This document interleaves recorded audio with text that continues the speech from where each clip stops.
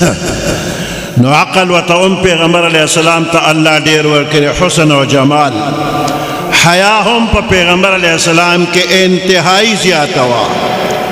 یو پیغلا حیادار جنې چې څومره حیا کوي د هغې نه ډیر زیات حیا زمونږ د پیغمبر علیہ السلام سره وا او د بې حیایۍ د خبرو نه انتهایی لرې او امت ته هم د حیا تعلیم ورکړي چې حیا کوه بې حیایي ښه شی نه دی د دې مقابله کې مرزا انتهایی بې حیا د خپل علاقې کورونو ته بې تپوسه ورننوتل دا د عادت و او په کم کور کې چې به کومه خوښه شوله نه هغې سره به غلط حرکات کول نو که هغې به څه وي نو دی ورته وایي زما او ستا نکاح اسمانونو کې شوې ده ته غږ مه کوه زما او ستا نکاح شوې ده نو دومره بې حیا چې د پردو ښځو سره خلط ملط په ده کې و نو ده کې حیا نه وه او زموږ پیغمبر علیه السلام انتهایی حیاناک و او هر پیغمبر چې دی هغه امانت والا دی امین دی او پیغمبر علیہ السلام زمان د پیغمبرۍ نه مخکې د مکې په خلکو کې په امین او په صادق باندې یادېده رښتینی هم دی او امانتګر هم دی او د دې په مقابله کې مرزا امانتګر نه دی خیانتګر دی هم د دوی په کتابونو کې لیکلي دي چې د ده د پلار پنشن و سرکاري پنشن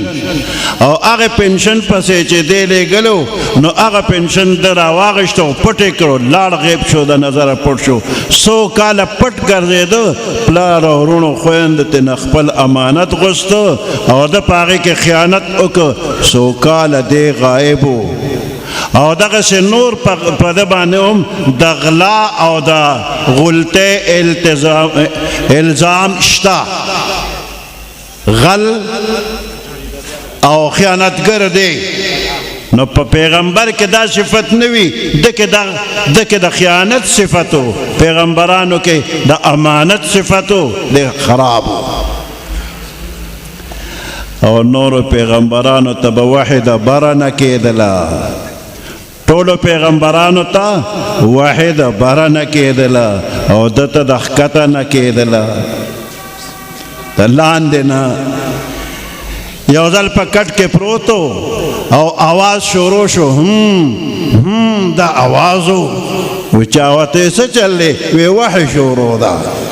وی دا وحی د کوم طرف ده وی د کټ د لاندې نه ده وی ظالمه خېټه کې د فرق دی وحی د بره نه راځي ستا وحی د لاندې نه راځي نو ستا سیسټم خراب شوی دی نو دا د ټول نظام ګډوډ او هر پیغمبر سره چې الله خبرې کوي نو د الله په خبرو پیغمبر پوهیږي او دته چې کومه وحی راغلی ده دی په هغې نه پوهیږي د برطانیې نه په انګریزۍ کې چې کومه وحی راغلله هغې کې ګران ګران ټکي نو دی پې نه پوهېده چې نه پوهېده نو یو هندو سټوډنټ یې راوغوسته او هغه ته ویې لږ ټرانسلیشن راته وکړه د دې وحی راته راغلی ده خو ترجمه باندې نه پوهېږم دا ته څنګه پیغمبر یې د چا پیغمبر یې ته د خپل خدای په خبرو هم نه پوهېږې نو د هندو سټوډنټ نه ترجمه غواړي نو دی د خپل خدای د برطانیې په خبرو هم نه پوهېده او کنزلم پکې ډېر زیات و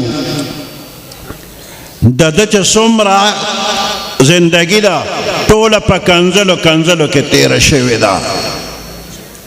په قومي اسمبلی کې چې کله باز شروع سن 74 کې نو د دوی په کتاب کې لیکلی دي مرزا وایي چې په ما څوک ایمان نه راوړي نو هغه حرامي دی ولد زنا دی دا دغه په کتاب کې لیکلی و مفتی محمود صاحب رحمت الله علیه هغه کتاب را واغشته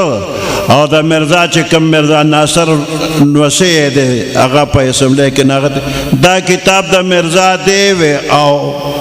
هغه اومنل چې دا دی وی دا عبارت وګوره دا د هغه عبارت دی ویل او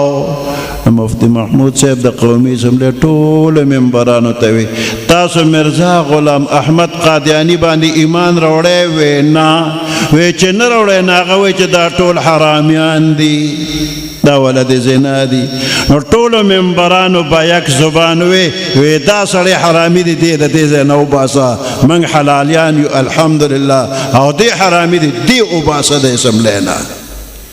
نو دا ټولې دنیا مسلمانانو ته چې په د ایمان نه راوړي نو هغه مسلمان دی دی ورته ولد زنا حرامي وي دا د کنزل دي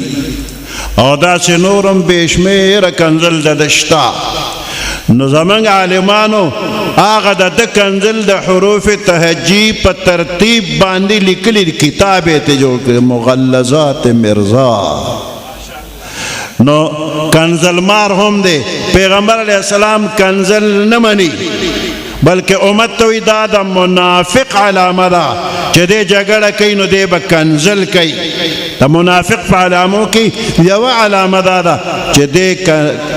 د جګړې وخت کې کنزل کوي نو دی په جګړه کې هم کنزل کوي او بغیر جګړې نه هم کنزل کوي بې شمېره کنزل د کتاب یې جوړ دی د انګریزانو په زمانه کې دی راوتلی دی په دې غرض باندې چې د جهاد جذبه د مسلمانانو د زړه نه وباسي او انګریزانو برپور تعاون امداد د کړی دی او د حفاظت یې کړی دی که د انګریزانو د لاس په ده نه وی نو دی به لږ وخت کې سټ وټ شوی ختم شوی به خو هغې هر وخت یې دله سیکیورټي ورکړې ده او دی یې بچ کړی دی د خلکو نه په کراچۍ کې یو دوه نوجوانان یو قادیانې په لاره روانو نو هغه ولیده نو دوی زړه له اسې رالل یو کنزل دوه کنزلې مرزا ته وکړله هغه قادیانې ولګېده او په عدالت کې دعوه کوي د زما پیغمبر ته کنزل کړي دي انګریزانو حکومتو په دې دواړو مقدمه شروع شوله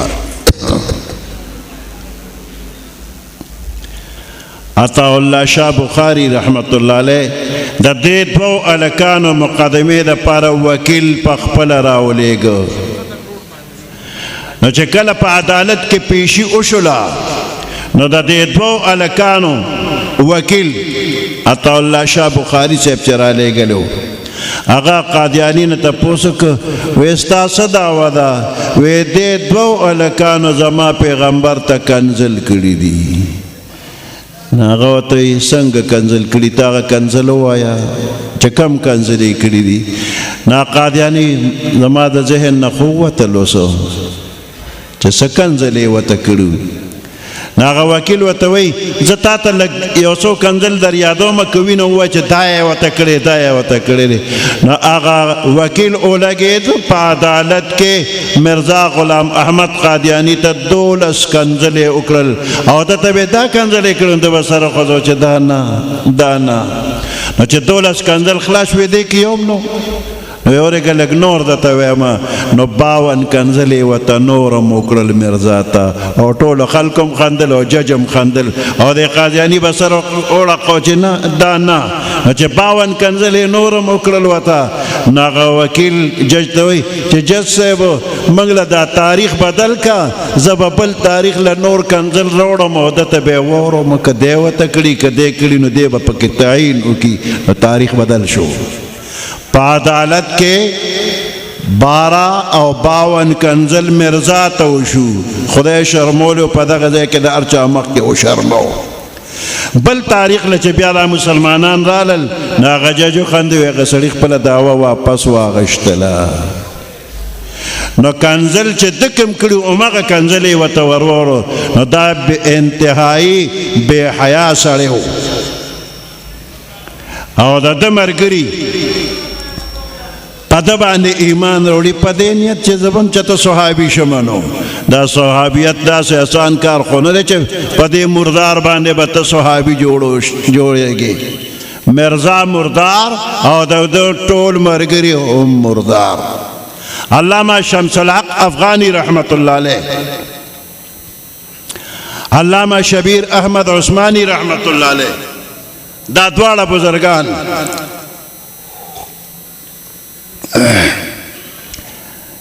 یو قادیانی جج سره ملو شوي ناغه قادیانی جج ورته وایي چې مولانا نبوت څه شی دی ناغه ورته وایي چې علامه شمس الحق افغاني صاحب ورته وایي نبوت یو اعلی منصب دی او په بندیانو چې کم بنده د الله ډیر خوښي هغه ته نبوت ورکوي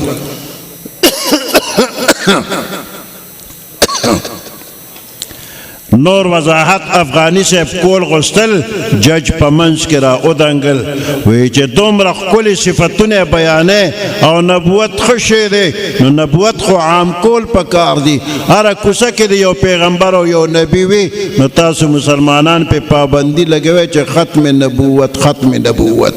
دا پابندي په ولې لګوئ افغانی صاحب وی چې دا شوده سړی دی اوس دته بس قرآن او حدیث ویم خو زه چې دی څنګه دی د ده په ژبه کې جواب ورکوم دغه زمانه کې دا د 100 روپو نوټ غټ نوټ لکه اوس چې 5000 غټ نوټ دی نو دا د 100 غټ نوټ نو افغانی صاحب د 100 نوټ راوویستو وی صاحب دا شی څنګه دی نو جج ورته دا خو هم ډېر ښه شی دی افغانی صاحب ورته چې ښه شی دی نو دا هم عام کول پکار دی که زه په سپین کاغذ مهرونه لګوم او د 100 نوټونه جوړوم او هر چا لی ورکړم د هر چا دا جیبونه به ډک شي هر سړی به مالدار او ډېر به خوشحاله شي نو دا هم عام کول پکار دی نه مولانا دا کارونه کې او ته دونه ښه شی دی ته پې پابندي لګوې چې دا کارونه کې مه زیاتوه دا ولې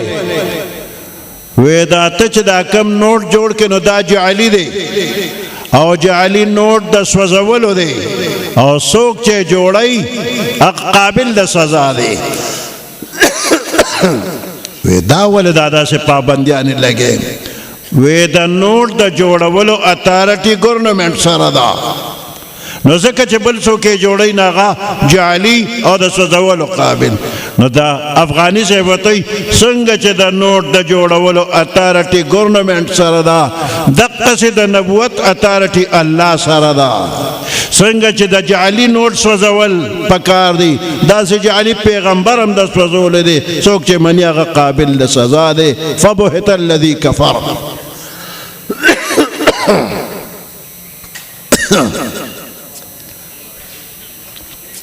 زمانگ پا دے ملک کے نورم کافران شتا ہندوانم شتا سکانم شتا عیسائیانم شتا مختلف قسم کافران شتا نو دا آغی نورو کافرانو خلاف منگ چرتا جلسو نکڑلا او قادیانی کافر دنو دا آغی خلاف زی پا زی جلسی کی گی دا ولی دا نور کافران دوی چې خپل کاروبار کوي نو دوی خپل نوم پیش کوي هندو هغه وایي زه هندو یم د چارسده یو کس و نو هغه د غوړو دا تش ټیمان اغوښتل نو بونیر ته تلو نو یو هندو دکاندار نه ټیمان اغوښتله نو سودا کېده هغه چارسدوال مسلمان وی جوړ دا مسلمان دی خو هندو دکاندار دی وتی مسلمان خو په دونه پیسو یې راکه هغه هندو په قار شوی ته به مسلمان یې ستا پلار به مسلمان یې زه خو هندو یم نو ګوره هغه په هندوتوب باندې فخر کوي وی زه هندو یم نو دا نور کافران خپل د کفر نوم پیش کوي دنیا سره کاروبار کوي مسلمانان یې پیژني او دا مرزایان چې دي نو دی خپل نوم نه پیش کوي دی د مسلمان نوم پیش کوي نو دی نور مسلمانان دوکه کوي نو د دې وجې نه عام مسلمانان به د دوی خلاف تحریک چلی او خپل عام مسلمانان به پوهیږي چې دا وپېژنه ګورې دا کافر دی دی مسلمان نه دی دی که د مسلمان نوم پیش کوي نو تا دوکه کوي د مسلمانانو د اخلاصي نو د دې وجې نه د ختم نبوت دا جلسې ځای په ځای چې کېږي نو د دې عوامو مسلمانانو ذهن کلاول پکار دی په دې چې دغه خلک کافر دي د دوی په جال کې را نشي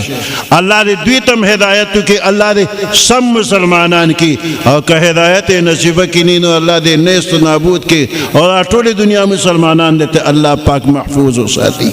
سبحان ربك رب العزة عما يصفون وسلام على المرسلين والحمد لله رب العالمين